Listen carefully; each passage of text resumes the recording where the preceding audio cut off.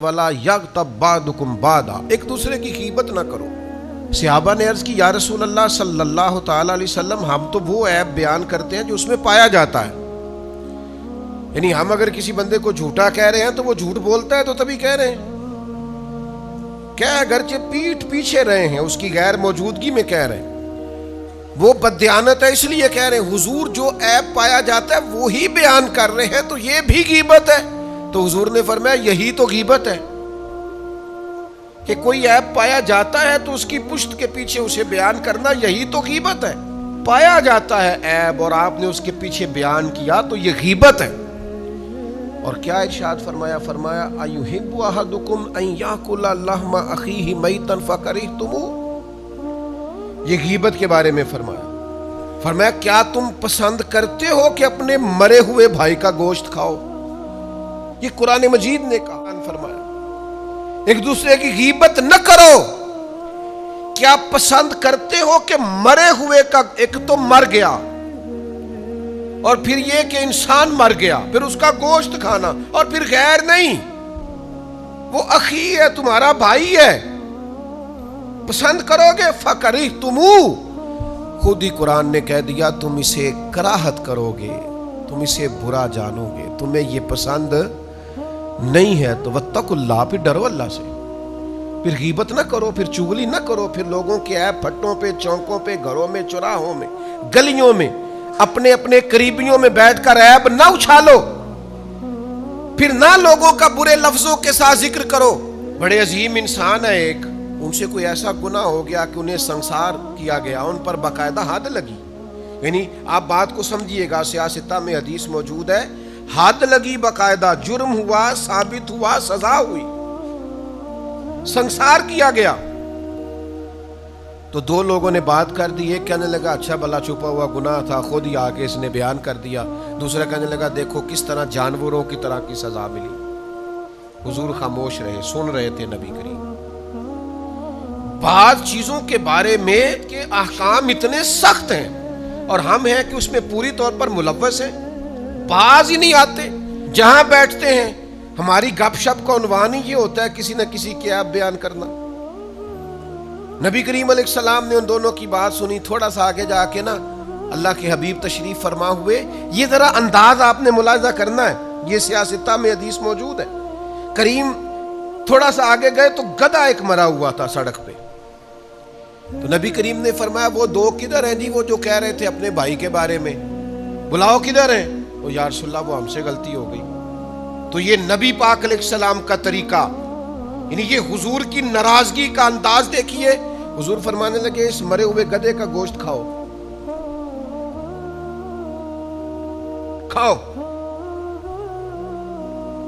तो कहने लगे या रसूलल्लाह ये तो नहीं खाया जाता। तो फरमाया फिर तुम्हें ख्याल नहीं आया, तुमने अपने भाई की गीबत की, उसका गोश्त खाया? आपने बात को समझना है। मैं पहले कह चुका हूं कि उस अजीमुल मर्तबत इंसान ने आके अपना जुर्म कबूल किया, जुर्म साबित हुआ, सजा हुई। लोग कहते हैं जी मैं सच्ची गल ही की थी है, यही कहते हैं ना, वो जी मैं कुछ झूठ बोल रहे हूं, यही गीबत है, यही मुर्दा भाई का गोश्त खाना है। ये जो बड़ा पक्का पीटा होके कह रहा है ना वो जी मैं सच्ची बोल रहा हूं, तो ये जाके उसके मुंह पे बोलना, ये इधर क्यों बोल रहा है?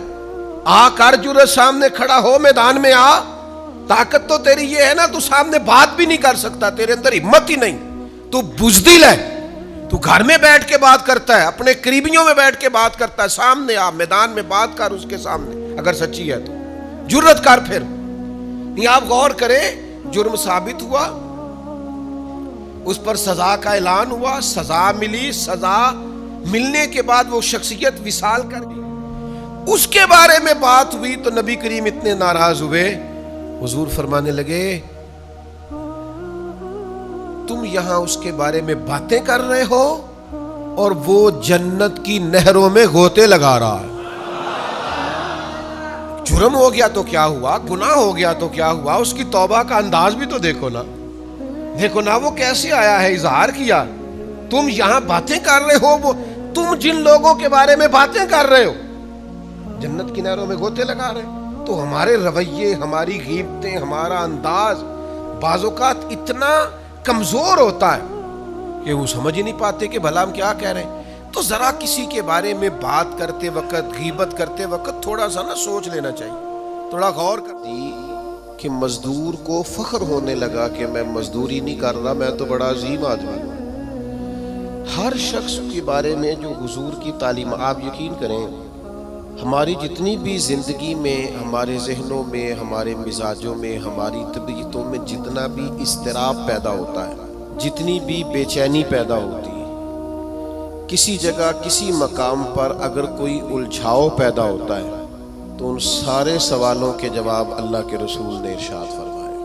ہم چونکہ کتاب و سنت کی تعلیمات کے معاملے میں بہت گہرا اترتے ہی نہیں، زیادہ توجہ ہی نہیں کرتے، انہماک کے ساتھ ان چیزوں کو لیتے نہیں، ورنہ ایک ایک پہلو پر حضور نے تعلیمات بیان فرمائی. اور پھر اس کے ساتھ ساتھ جو کمال ہے وہ یہ ہے کہ محبوب کریم نے صرف کتاب کی تعلیم نہیں دی، حکمت بھی سکھائی.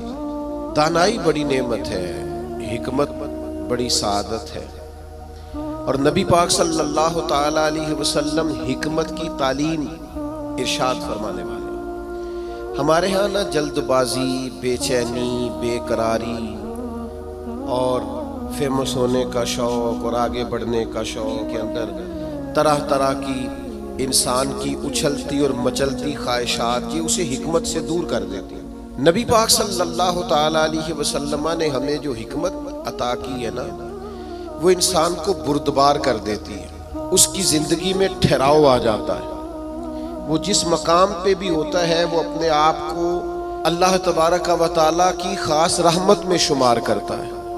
اسے ایک خاص قسم کا اطمینان قلبی اور انشراح صدر نصیب ہوتا ہے. دیکھیں ایک ہی کام ہے، اسے بے چین ہو کے کر لیا جائے پھر بھی اس نے ہو جانا ہے، بے چین ہو کے کر لیا جائے، پریشان ہو کے کر لیا جائے، الجھ کے کر لیا جائے اور اکتا کے کر لیا جائے تو کام پھر بھی ہو جاتا ہے. لیکن وہی کام اگر سکون سے کر لیا جائے، ٹھنڈک سے کر لیا جائے، ذرا مسکرا کے کر لیا جائے، ذرا بردباری سے کر لیا جائے تو اس کا نتیجہ یہ نکلتا ہے کہ انسان نہ سکون میں رہتا ہے. ہمارے ہاں چونکہ دانائی نہیں ہوتی تو جو بالکل صحیح چیز ہوتی ہے نا، اس کا بھی ہم ایسا الٹ مطلب بیان کرتے ہیں، ایسا انفرادی مطلب بیان کرتے ہیں کہ وہ صحیح بات بھی بعض اوقات نہ غلط ہو جاتی. آپ صحیح بات بھی کریں، وہ کچھ لوگ کہتے ہیں جی میں اس لیے کڑوا ہوں کہ میں سچ بولتا ہوں. تو میں نے کہا ایسی بات نہیں ہے، دنیا میں سب سے زیادہ سچ نبی کریم نے بولا ہے، میٹھا کر کے بولا ہے کہ دل نہیں روح تک اتر گیا ہے. عزیز دوستو، ایک بادشاہ نے نا خواب دیکھ لیا تھا. اس نے خواب دیکھا کہ میرے سارے دانت ٹوٹ گئے. اس نے ایک تعبیر بتانے والے سے تعبیر پوچھی کہ یہ میرے سارے دانت ٹوٹ گئے، اس کی تعبیر کیا ہے؟ تو وہ تعبیر بتانے والا پریشان ہو کے کہنے لگا بادشاہ بات بڑی خوفناک ہے، جو خواب آپ کو آیا ہے تعبیر بڑی خطرناک ہے. تعبیر یہ ہے کہ آپ کے سارے رشتہ دار، بہن بھائی، بیوی بچے آپ کی زندگی میں فوت ہو جائیں گے. بادشاہ کو بڑا غصہ آیا، اس نے سزا دی کہ کیسی خوفناک خبر سنا رہا ہے، سارے چلے جائیں گے تو میں نے جی کے کیا کرنا. کچھ دنوں کے بعد ایک اور تعبیر کرنے والوں کو بلایا اور اسے بلا کے کہا کہ میں نے یہ خواب دیکھا ہے کہ میرے سارے دانت ٹوٹ گئے ہیں، تو تعبیر کیا ہے؟ تو وہ کہنے لگا بادشاہ یہ تو بڑا اچھا خواب ہے. اس نے کہا کیا مطلب؟ کہنے لگا اس خواب کی تعبیر یہ ہے کہ آپ کے خاندان میں سے سب سے لمبی عمر اللہ آپ کو عطا فرمائے گا. بادشاہ نے اس بندے کو انعام دیا، تحائف دیے اور بار بار آنے کی دعوت دی. میرا خیال ہے تعبیر ایک ہی نہیں بتائی دونوں نے، لیکن بات اگرچہ بے سلیقہ ہو کلیم، پر بات کرنے کو سلیقہ چاہیے. ہم نہ اپنے بچوں کو اس طرح سمجھاتے ہیں کہ وہ بچے بجائے سمجھنے کے ناراض ہو جاتے ہیں. ہمارا سمجھانے کا انداز بعض اوقات الا ماشاءاللہ توہین آمیز ہوتا ہے. ہمارا بعض اوقات بعض لوگوں سے ملنا، بعض لوگوں کے ساتھ ربط رکھنا، اس میں خوبصورتی نہیں ہوتی. دانائی، تدبر، حکمت، معاملہ فہمی، یہ ایک بڑا ضروری کام، داری والا کام. نبی پاک صلی اللہ تعالی علیہ وسلم نے ہمیں حکمت سکھائی ہے، دانائی سکھائی.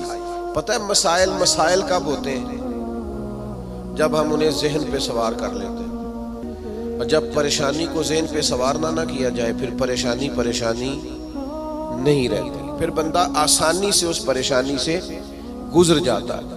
بڑے تدبر کے ساتھ روزمرہ کے معاملات کو ڈیل کریں۔ میرے پاس ایک دوست اپنے بچے کو لے کے آئے کہ حضرت اس کو دم کر دیں، اور ساتھ انہوں نے کہنا شروع کیا باقی تو اس کے بہن بھائی بڑے اچھے تھے، یہ ضدی بھی بہت ہے اور اڑ بھی بڑی جلدی جاتا ہے، اور اس کے مزاج میں تلخی بھی بہت زیادہ ہے، اور اس کی طبیعت کے اندر سختی۔ دو چار باتیں انہوں نے کی تو میں نے کہا کہ آپ تو اس کے والد ہیں، اگر آپ یہ لب و لہجہ اس کے بارے میں بیان کریں گے یہ تو سارے خاندان سے کٹ جائے گا۔ آپ کو تو ایسا کرنا چاہیے تھا کہ اگر آپ اسے سمجھاتے بھی تو اس طرح سمجھاتے کہ اسے پتہ ہی نہ چلتا مجھے کوئی سمجھا رہا ہے۔ آپ اس کو ضدی کہہ رہے ہیں، اس کا تو ذہن بن جائے گا میں تو واقعی ضدی ہوں، طبیعت بن جائے گی، ذہن اس کا الجھ جائے گا۔ حکمت کے ساتھ اپنے مخالف کو بھی کبھی ڈیل کرے نا، آپ کی توجہ ہے میری بات پر؟ اپنے مخالف کو بھی کبھی ڈیل کرے نا۔ ہم نا بعض دشمنوں کو اتنی اہمیت دیتے ہیں کہ وہ تگڑے ہو جاتے ہیں۔ کچھ دشمن ایسے ہوتے ہیں جن کے بارے میں قرآن کا حکم یہ ہے کہ وَإِذَا خَاطَبَهُمُ الْجَاهِلُونَ قَالُوا سَلَامًا، جب تمہارا جاہلوں سے آمنا سامنا ہو تو تم نے کہنا ہے بھئی تمہیں سلام ہو۔ ہر آدمی سے الجھیں گے نہیں، ہر ایک سے بحث نہیں کریں گے، ہر ایک کے بارے میں یہ ذہن نہیں بنائیں گے کہ یہ بھی میرا دشمن ہے یہ بھی میرا مخالف۔ اتنی جلدی اپنے ذہن کے اندر تناؤ نہیں پیدا کریں گے۔ ایک صحابی آئے حضور کی خدمت میں، مشکاۃ شریف میں حدیث موجود ہے، عرض کیا یا رسول اللہ صلی اللہ تعالی علیہ وسلم، کفار آپ کا نام بگاڑ کے لینے لگے ہیں، معاذ اللہ ثم معاذ اللہ۔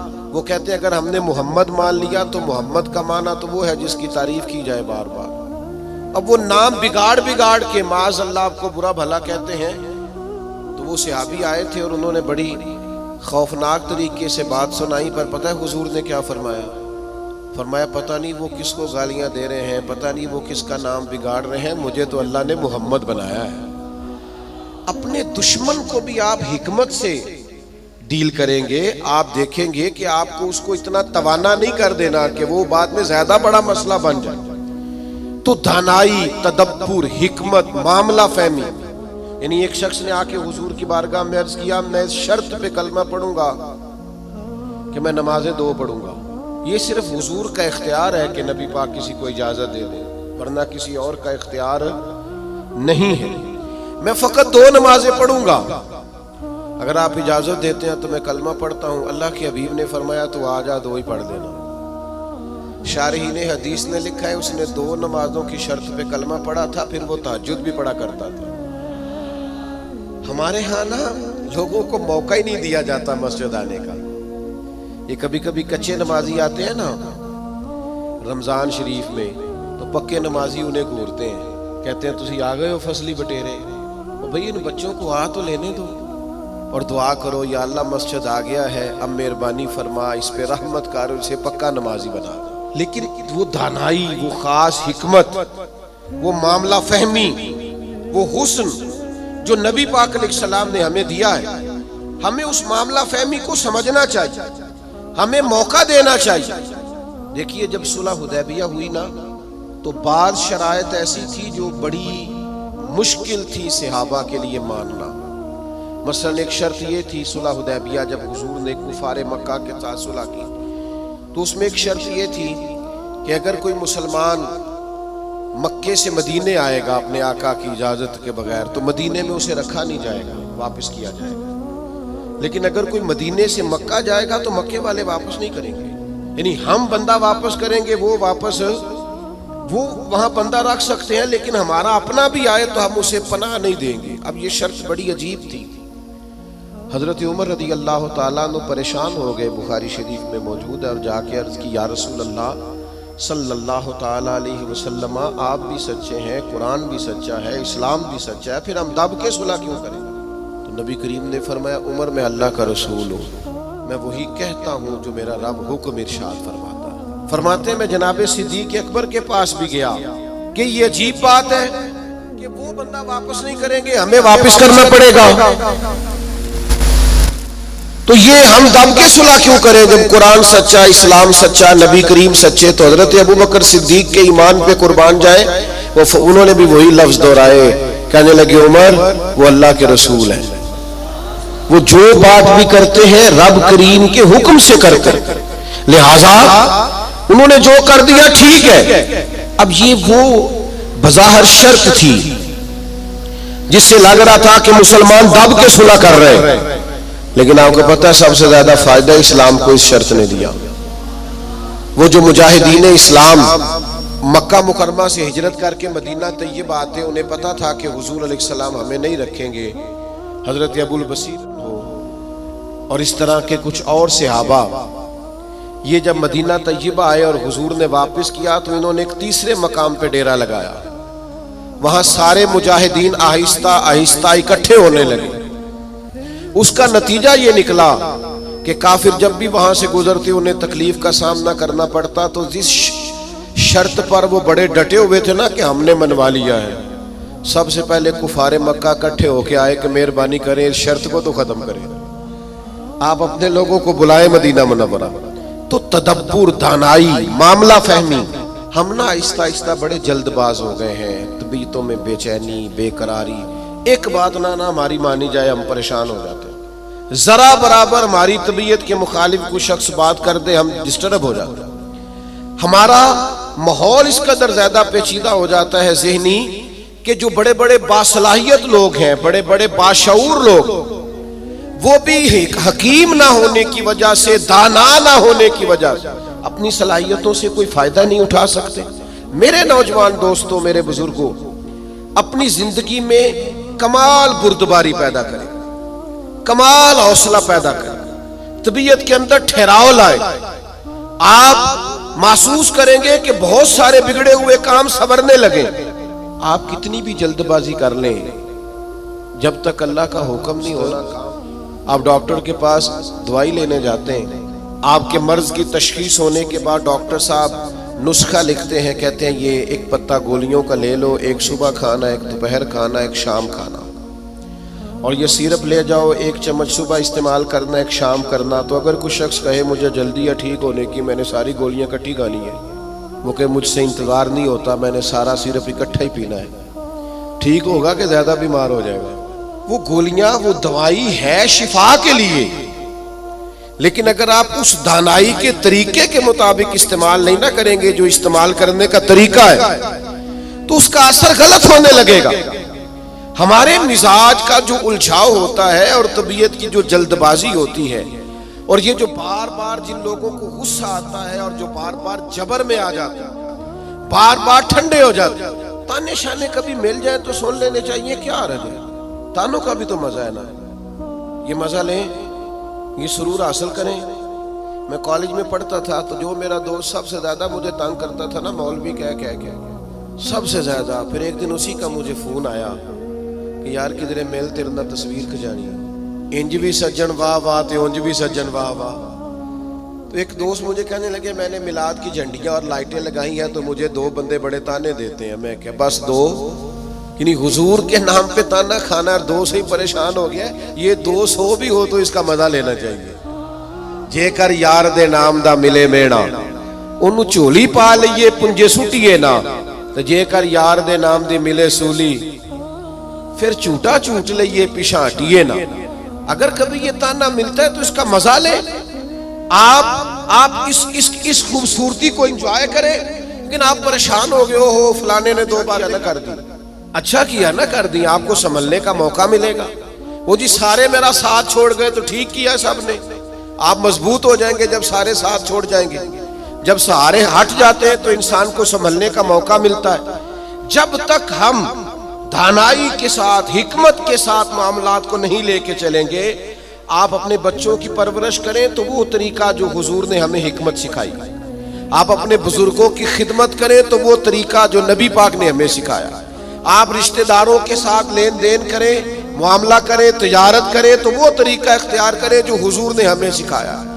آپ اپنی طبیعت کے اندر ایک عجیب سا سکون محسوس کریں، فیصلے اس طرح کے کریں کہ تھوڑا سوچ سمجھ کر، جذباتی فیصلے کبھی نہ کریں۔ حضور کے اعلان نبوت سے پہلے جب دوبارہ بیت اللہ شریف کی تعمیر کی تھی نا اہل قریش نے، اب چونکہ وہ تھے تو سارے آپس میں، پر ہر قبیلہ ایک دوسرے سے لڑتا بہت تھا، تو ہر بات میں لڑ پڑتے تھے، میں نے آگے جانا ہے، میں نے آگے جانا ہے، تو وہ سارے قبیلے شامل تھے۔ اب جب بیت اللہ شریف کی نئی تعمیر ہو گئی تو حجر اسود نصب کرنا تھا، اس پہ جھگڑا ہو گیا، ایک قبیلہ کہتا ہے میں نے نصب کرنا ہے، دوسرا کہتا ہے میں نے نصب کرنا ہے، تیسرا کہتا ہے میں نے کرنا ہے، اور کچھ تو ایسے تھے جنہوں نے پیالے میں خون ڈال کے بیچ میں ہاتھ رکھ کے قسمیں بھی اٹھا لی کہ اگر ہم نہیں کریں گے تو کرنے بھی نہیں دیں گے، فساد ہوگا۔ پھر طے ہوا کہ جو صبح سب سے پہلے حرم کعبہ میں داخل ہوگا اس سے فیصلہ کرائیں گے۔ کمال کی بات یہ کہ سب سے پہلے حرم کعبہ میں رسول رحمت تشریف لائے، اسیر دشمن کی چاہ میں بھی، مخالفوں کی نگاہ میں بھی، امی ہے، صادق ہے، معتبر ہے، میرا پیمبر عظیم تر ہے۔ انہوں نے کہا یہ تو صادق اور امین آ گئے، انہوں نے کہا جی یہ ہمارا فیصلہ کر دیں کہ حجر اسود کس قبیلے نے نصب کرنا ہے۔ تو نبی کریم علیہ السلام نے فرمایا کر دیتے ہیں نا۔ سرکار نے چادر بچھائی، حجر اسود اس میں رکھا، فرمایا سارے قبیلے ایک ایک کونا پکڑ لو، ایک ایک کونا پکڑ لیا۔ جب حجر اسود کے قریب گئے تو محبوب نے وہاں سے اٹھا کے حجر اسود والی جگہ پہ رکھا۔ اب چاروں طرف دیکھا تو سب کو یوں ہی لگ رہا تھا میں اٹھا کے لایا ہوں، میں اٹھا کے لایا، میں اٹھا۔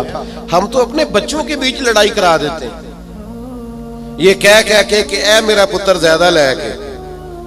ہم تو اپنے گھر کے اندر فساد، ناراض نہ ہوئیے گا مجھ سے، ہم فساد ڈلوا دیتے ہیں، یہ بندہ ٹھیک ہے۔ او خدا کے بندے، سارے بیٹے ساری اولاد ہی برابر کی، کسی نے پیسے زیادہ کما لیے، کسی نے کم کما لیے، لیکن اپنا گھر نہ تباہ کریں۔ آپ دانائی کے ساتھ، حکمت کے ساتھ، تدبر۔ میں چھٹی کا دن تھا، مدرسے کی سیڑھیاں چڑھ کے اندر داخل ہوا تو بچے آپس میں کھیل رہے تھے اور ہلکی پھلکی شرارتیں بھی کر رہے تھے۔ مجھے بڑا ضروری کام تھا پر میں انہی پیروں پہ واپس آ گیا، تو مجھے پوچھنے لگے کہ جناب آپ گئے نہیں؟ میں نے کہا بچے کھیل رہے تھے، اب میری طرف دیکھتے تو ان کا کھیل خراب ہو جاتا۔ تو بھئی اب وہ بیچارے ہفتہ بھر پڑھتے ہیں تو انہیں کچھ کھیلنا بھی تو ہے نا۔ تو آپ تھوڑا موقع دیں، ہر معاملے میں ہر جگہ جذباتیت کا شکار ہو جانا، الجھ جانا، غصہ کرنا۔ حضور علیہ السلام نے اسے پہلوان کہا ہے جو اپنے آپ پہ کنٹرول رکھے۔ فرمایا وہ پہلوان ہے جسے اپنے غصے پر کنٹرول ہو، اپنے آپ کو سنبھالے سارا کچھ ٹھیک ہو جائے گا، اپنے جذبات کو سنبھالے سارا کچھ ٹھیک ہو جائے گا۔ یعنی آپ بلا وجہ کسی کے بارے میں کہہ رہے ہیں کہ وہ بڑا ہو گیا ہے، وہ مشہور ہو گیا ہے، وہ اب آگے نکل گیا ہے، وہ میری بات نہیں سنتا، ایسا نہیں ہے۔ کچھ تو مجبوریاں رہی ہوں گی، یوں ہی کوئی بے وفا نہیں ہوتا۔ آپ تھوڑا سا نا موقع دیں، آپ چیزوں کو سمجھیں اور تھوڑا نا اپنے اوپر توجہ دیں کہ میں نے اپنے آپ کو کنٹرول میں رکھنا ہے، میں نے اپنے آپ کو سمجھانا ہے۔ بڑے بڑے مہنگے مہنگے ہوٹلوں میں لوگ جاتے ہیں اور دوسروں کو جاتا دیکھ کر پریشان بھی ہوتے ہیں۔ مجھ سے ایک دوست نے پوچھا آپ نے بڑی جگہ دیکھی، مزہ کہاں آیا؟ میں نے کہا وہ جب اماں نہیں ہانڈی پکاتی تھی اور کہتی تھی کہ کھانا لے کے آیا نہیں جاتا، یہ بیٹھنے کے لیے کوئی چیز لے لے اور یہاں میرے قریب ہی آ جا، اور پھر وہ سالن دیتی دفعہ یہ بھی کہتی تھی اکو باری ملنا ہی دوبارہ نہ منگی۔ ہے وہ دنیا کے کسی 5 سٹار ہوٹل میں میسر آتا، آپ جس حال میں ہیں اس میں راضی رہیں، اپنے کلچر سے، اپنی تہذیب سے، اپنے آپ سے پیار کریں۔ بھئی جس کو اللہ، وہ جی میرا کوئی رشتہ دار نہیں، جس کو اللہ نے تیرا چاچا بنایا تو کیسے انکار کرتا ہے؟ جس کو اللہ نے تیرا ماموں بنایا تو کیسے انکار کرتا ہے؟ جس خاندان کو اللہ نے تیرا خاندان بنایا، رب نے بنایا، یہ تیری مرضی۔ اللہ نے جہاں جہاں پیدا کیا، الجھے نہیں، پریشان نہ ہو، اپنے آپ کو تکلیف میں نہ ڈالیں، بڑی سمجھداری کے ساتھ۔ پتہ ہے آپ کو لوگ جب لوگوں کو پریشان کرتے ہیں تو پریشان کر دیتے ہیں، چڑھا چڑھا کے پاگل کر دیتے ہیں۔ وہ لکھا ہے شیخ نے کہ ایک تاجر کی دکان بڑی اچھی چلتی تھی تو باقی تاجروں نے سوچا کہ اسے کسی طریقے سے بیوقوف کر دیا جائے، معاذ اللہ استغفر اللہ، سازش کی۔ وہ صبح صبح جب دکان کھولنے کے لیے آیا تو اس نے سفید امامہ پہنا ہوا تھا اور اس نے نیلے رنگ کا سوٹ پہنا ہوا تھا۔ تو پہلا تاجر ہی اسے دیکھ کے کہنے لگا ماشاءاللہ، سفید لباس پر آپ کا یہ کالے رنگ کا امامہ کتنا پیارا لگ رہا ہے۔ اس نے کہا پاگل ہو گئے ہو، میرا تو یہ سفید رنگ کا ہے۔ تیسرا بھی ملا تو اس نے کہا کالے رنگ کا امامہ کیسے لگ رہا ہے؟ اس نے یہاں سے آگے کر کے دیکھا کہ تو وائٹ ہے. پھر اس نے کہا چوتھے نے کہا، پانچویں نے کہا، تو بندہ ذہنی طور پہ الجھ گیا. اتنا الجھا کہ سارا دن دکانداری نہ ہو سکی، بلکہ بعض نے لکھا کہ اس طرح کے لوگ تو دیوانے ہو جاتے ہیں. تب وہ ایک سیانے بندے کے پاس گیا. اس نے کہا کہ جناب میں ذہنی طور پہ پریشان ہوں، گاہکوں سے بھی لڑتا ہوں، آزمائش بڑی ہو گئی ہے، مسئلہ کیا ہے؟ تو انہوں نے کہا اصل میں تو نے مخالفوں کی باتیں توجہ سے سننی شروع کر دی. ہاں، مخالفین کی وہ بات توجہ سے سننی چاہیے جو ہماری وہ غلطی بیان کرے، لیکن وہ باتیں جو چڑھانے کے لیے اس سے صرف نظر کیا جائے. اپنے آپ کو آپ کنٹرول میں رکھیں. یہ نبی پاک علیہ السلام کی دی ہوئی ہمارے لیے حکمت ہے. میں دوستوں سے کہا کرتا ہوں میلاد آئے نا تو میلاد میں محب ہو کے میلاد منایا کرو. آپ کے ذوق شوق کا بڑا اثر ہونا ہے دوسروں پر. اب ساری زندگی دلیلیں پوچھتے رہنا ہے میلاد کی. اب عمر گزر گئی، اب تو طے ہے ساری چیزیں. اب تو صرف ذوق کی ضرورت ہے. کون کتنے پیار سے کرتا ہے، کتنے شوق سے کرتا ہے، اس شوق کی حاجت. تو دانائی، حکمت جو نبی کریم نے ہمیں عطا کی، حکمت کو سمجھیں. بہت زیادہ معاملہ فہمی کے ساتھ چیزوں کو لے کے چلیں. جب نبی پاک علیہ السلام نے مکہ مکرمہ پر حملہ فرمایا، فتح مکہ ہوا، تو حضرت سعد ابن عبادہ رضی اللہ تعالیٰ عنہ کے پاس جھنڈا تھا. علم بردار تھے حضرت سعد بن عبادہ. جس کے پاس جھنڈا ہوتا تھا وہ سب سے آگے ہوتا تھا. تو حضرت سعد ابن عبادہ سب سے آگے تھے اور قائد تھے. انہوں نے کوئی ایک ایسی بات کر دی جو پالیسی کے خلاف تھی. تو بعض لوگوں نے احتجاج کیا کہ ان سے جھنڈا لے لیا جائے. اب ان کی کوئی ایسی بڑی غلطی بھی نہیں تھی، بلکہ غلطی نہیں تھی سرے سے. جھنڈا ان سے واپس لینا پڑ گیا، لیکن بندے بڑے حساس تھے. دین کے لیے ان کی خدمات بہت زیادہ تھیں. ان کی زندگی کے اندر یہ خوبصورتی تھی کہ ہمیشہ وفادار رہے. وہ ان سے جھنڈا واپس لینا ہے. صحابہ نے عرض کی یا رسول اللہ اب کیا کریں گے؟ بندہ بھی بڑا حساس ہے اور موقع ایسا آ گیا ہے. تو نبی کریم نے فرمایا لے لیں گے جھنڈا، کچھ بھی نہیں ہوتا. یا رسول اللہ ایک شخص کو منصب سے ہٹانا ہے تو پریشان تو ہوگا نا. فرمایا کچھ بھی نہیں ہوگا. اب لوگوں نے دیکھا رسول پاک کی کمال حکمت. اب لوگوں نے دیکھا وہ میلاد والے محبوب کی دانائی، وہ تدبر، وہ کمال، وہ فراست، وہ علم، وہ بردباری، وہ چیزوں کو پوری گہرائی سے لینا. نبی کریم نے حضرت سعد ابن عبادہ کو بلایا اور بلا کے فرمایا بھی میرا ارادہ بن کے آپ سے جھنڈا لے لیا جائے.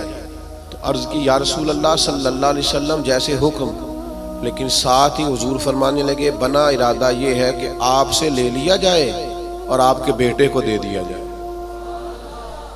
دنیا میں باپ سب سے زیادہ تب راضی ہوتا ہے جب وہ سمجھتا ہے میرا بیٹا برابر کا ہو گیا ہے، اب میری سیٹ پہ بیٹھ. جس بات سے انہوں نے ناراض ہونا تھا اسی بات سے وہ سب سے زیادہ راضی ہو گئے. یا رسول اللہ میرے بیٹے کو ملے گا. تو میرے عزیز معاملہ فہمی، تدبر، حکمت یہ نبی کریم نے ہمیں سکھائی ہے. آپ اپنے دوستوں کے درمیان، اپنے گھر کے درمیان، اپنے ماحول کے بیچ اس طرح کے دانا ہو جائیں کہ کبھی بھی آپ مایوسی نہ پھیلنے دیں. کوئی کمزور ہو رہا ہے، کوئی الجھ رہا ہے، کوئی غربت سے، بیماری سے، آزمائش سے پریشان ہے، تو آپ اس قدر دانائی کا مظاہرہ کریں کہ لوگوں کو سکون نصیب ہونا شروع ہو جائے. لوگ وہاں سے نکلنا، ہمارے بزرگ فرمایا کرتے کہ اگر تم سے کوئی تلخ بولتا ہے نا تو یہ نہ کہا کرو متکبر بہت ہے، کہا کرو ہو سکتا ہے بیچارہ بڑا پریشان ہو سکتا ہے بیمار ہو سکتا ہے کہیں کمزوری آ گئی. جب تک آپ دانائی کے ساتھ چیزوں کو نہیں لیتے، حکمت کے ساتھ آپ معاملات کو نہیں دیکھتے، اتنی دیر تک چیزیں بہتر نہیں ہو سکتی. آپ اس دانائی کے ساتھ چلیں گے، تدبر کے ساتھ چلیں گے، حکمت کے ساتھ چلیں گے تو آپ محسوس کریں گے آپ نے. اب دیکھیے نا کون سا ظلم ہے جو مکہ مکرمہ میں صحابہ کرام پر نہیں ہوا. ان کے وجود پر گرم پتھر رکھے گئے، ان کو دروں سے مارا گیا، اور جو غلام تھے ان پر تو سختیاں اور بھی زیادہ تھیں. لیکن آپ کو پتہ ہے یہ نبی پاک علیہ السلام کی حکمت کا کمال ہے کہ حضور نے ایک منٹ کے لیے بھی کسی کو مایوس نہیں ہونے دیا. حضور نے ہر موقع پر ان کے دل کو تسلی دی، راحت دی، انہیں پریشان نہیں ہونے دیا، بلکہ وہ اس تکلیف کو سہتے تھے تو انہیں لطف آتا تھا، اس لیے کہ وہ فضائل جو اللہ کے راستے میں تکلیف برداشت کرنے کے حضور نے بیان کیے تھے وہ اچھی طرح سے انشراح صدر تھے، ان کو جان گئے تھے. ہماری بے چینیاں، ہمارا الجھاؤ، بات بات پہ جھگڑا کرنا، وہ ہمارا مخالف ایک بات کر کے چپ کر جاتا ہے، ہم سارا وقت کر دیتے ہیں۔ وہ خدا کے بندے، اور بڑے بڑے لمبے چوڑے کام ہے کرنے والے، بڑی بڑی ڈیوٹیاں سر انجام دینی ہے، معاشرے میں بڑا انقلاب برپا کرنا ہے۔ حضرت صدر الشریعہ رحمۃ اللہ علیہ کا قول مجھے ایک جگہ ملا، وہ جب اپنے شاگردوں کو پڑھانے کے لیے بٹھاتے تھے نا مسند تدریس پر، تو فرماتے تھے بیٹا جب تم گھر سے ناراض آؤ تو کلاس میں پڑھانے کے لیے نہ بیٹھنا، پہلے ذرا اپنا موڈ فریش کر لینا، طبیعت کو تازہ کر لینا، پھر طالب علموں کو پڑھانا۔ یہ نہ ہو غصہ کسی اور کا ہو اور نکل کسی اور پہ جائے۔ یہ بزرگوں کی دانائیاں، ان کی معاملہ فہمی، ان کا تدبر، اور پھر یہ حکمت آگے آئی جب حضرت صدیق اکبر رضی اللہ تعالیٰ عنہ کو نبی پاک کے وصال کے بعد کہا گیا نا کہ آپ یہ لشکر روانہ نہ کریں ابھی مسلمہ کذاب کے خلاف، حالات کو درست ہو لینے دیں، تو یہ حضرت صدیق اکبر کی آپ دانائی دیکھیے۔ فرمایا جس لشکر کو حضور نے روانہ کیا وہ ہر صورت جائے گا۔ جب اتنا بڑا لشکر نکلا نا مدینہ منورہ سے حضور کے وصال کے بعد، تو وہ جو آنکھیں کھول رہے تھے نا کہ پتہ نہیں کیا ہو جائے گا، ان کو یہ بھی بات ان پر بڑا اثر اس نے ڈالا کہ اگر اتنے لوگ باہر نکل گئے ہیں تو پتہ نہیں کتنی فوج باقی موجود ہے۔ وہ ان کو احساس پیدا ہوا، آپ کی کمال دانائی، فہم و فراست، اس نے حالات بدل کے رکھ دیے۔ تو نبی پاک نے ہمیں علم سکھایا، حضور نے ہمیں حکمت سکھائی، نبی پاک صلی اللہ تعالی علیہ وسلم نے زندگی میں ٹھہراؤ لانے کے ہمیں طریقے بتلائے، نبی پاک علیہ السلام نے ہمیں بردبار کیا، لیکن ہم اس قدر زیادہ آزمائش کا شکار ہیں۔ آپ یقین کریں بعض لوگ بول رہے ہوتے ہیں، سوال کر رہے ہوتے ہیں، غصے کا اظہار کر رہے ہوتے ہیں، تو دل کرتے ہیں ان سے کہا جائے کہ یہ آپ کی شخصیت سے میچ نہیں کر رہا، آپ کی جو اللہ تعالیٰ نے عظمت بنائی ہے اس کے ساتھ یہ چیز میچ نہیں ہو رہی۔ ہم جب تک معاملہ فہم نہیں ہوتے، جب تک سمجھدار نہیں ہوتے، ہمارے پاس تعلیم ہو، ہنر ہو، ہم کر کچھ نہیں سکیں گے۔ آپ ذرا چیزوں کو لیں، ذرا تھوڑا سا ان کو موقع دیں۔ ذرا میں کسی شخص سے آپ کی بحث ہو جائے نا تو اس نے 4 باتیں کی، آپ نے 6 کر دی، پھر وہ 10 کر دے گا، پھر آپ کو 12 کرنی پڑیں گی، آپ جیت سکتے ہیں۔ اس کا بہترین حل پتہ کیا ہے؟ وہ باتیں کریں، آپ ذرا چپ کر دیں۔ وہ 2 کرے گا، 4 کرے گا، 6 کرے گا، آخر میں کہے گا تو مینوں پاگل سمجھنا ہے۔ تو جواب دے کہ کسی کو پاگل نہیں کیا جا سکتا، چپ رہ کے دوسرے کو پاگل بھی کیا جا سکتا۔ اللہ معاف فرمائے، معاذ اللہ۔ تو کبھی کبھی اپنی زندگی کے اندر خاموشی بھی بہت بڑا طوفان ہوتی ہے۔ فٹافٹ پر وہ بہت سارے لوگ ہیں وہ کہتے ہیں جی میں اتنے اچھے اچھے کام کرتا ہوں تو دیکھیں لوگ توجہ نہیں کرتے، تو میں کہتا ہوں لوگوں کے لیے کرتے ہو تو پھر لے لو داد، اور اگر اللہ کے لیے کرتے ہو تو پھر اس کا تو پتہ صبح قیامت چلے گا کہ مالک کیا اعزاز دیتا ہے۔ اپنے آپ کو سکون میں لائیں، بردبار بنے۔ کریم محبوب نے بردباری سکھائی، اور علم کا رستہ اختیار کریں، سمجھ کا رستہ اختیار کریں۔ آپ جب تک راہ علم پر نہیں چلتے، ایک ایک بات کو سیکھنا شروع نہیں کرتے، اتنی دیر تک آپ کو آسانی نہیں ملے گی۔ ایک میری آپ سے گزارش ہے بات سمیٹنے سے پہلے، پورا مہینہ میلاد پاک کا درود پڑھ کے گزاریں۔ موبائل رکھے ہوئے نا آپ سب نے ماشاءاللہ، ایک ایک تسبیح بھی ساتھ رکھ لیں۔ یہ جس طرح موبائل ہاتھ میں ہو تو چلتا نہیں رہتا، تسبیح ہوگی تو وہ بھی چلے گی انشاءاللہ۔ درود پاک پڑھیں، میلاد شریف پہ غربا سے خاص پیار